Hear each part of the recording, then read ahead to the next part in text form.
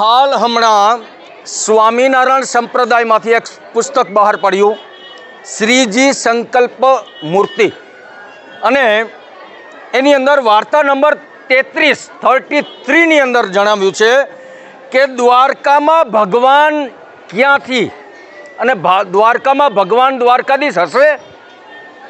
શું વાત કરો છો?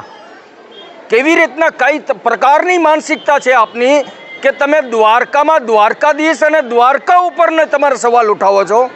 આદિકાળથી આ દ્વારકા અને દ્વારકાધીશ કેવી રીતના શોભાયમાન છે, દિવ્યમાન છે, એને તમારે વાંચવું હોય, સમજવું હોય, આટલા પુરાણો છે.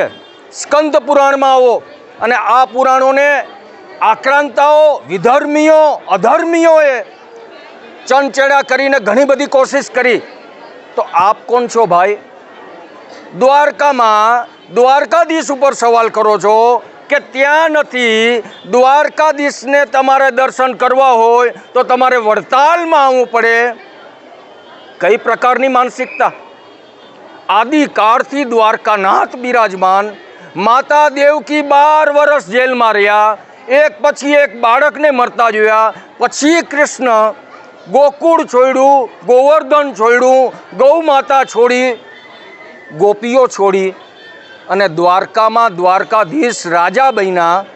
યુતિ, નીતિ, રણનીતિ અને રાજનીતિ અને દ્વારકાથી જ અધર્મની ખિલાફ કેમ ધર્મની સ્થાપના કરવી આ આખું જગત જાણે છે.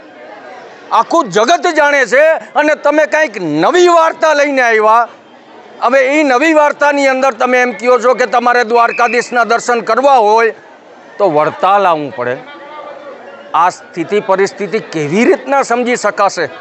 આપણા દેશની અંદર શું હજી આક્રાંતાઓ ઓછા છે કે તમે આ પ્રકારની વાત યાત્રાળુઓ પર થોપો છો, જે દર્શનાર્થીઓ પર થોપો છો?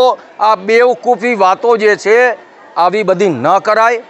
હા, વડતાલ આવો, નારાયણના દર્શન કરો, દેવના દર્શન કરો, એ વાત સત્ય છે, પણ દ્વારકામાં દ્વારકાધીશ છે એ અચલ છે.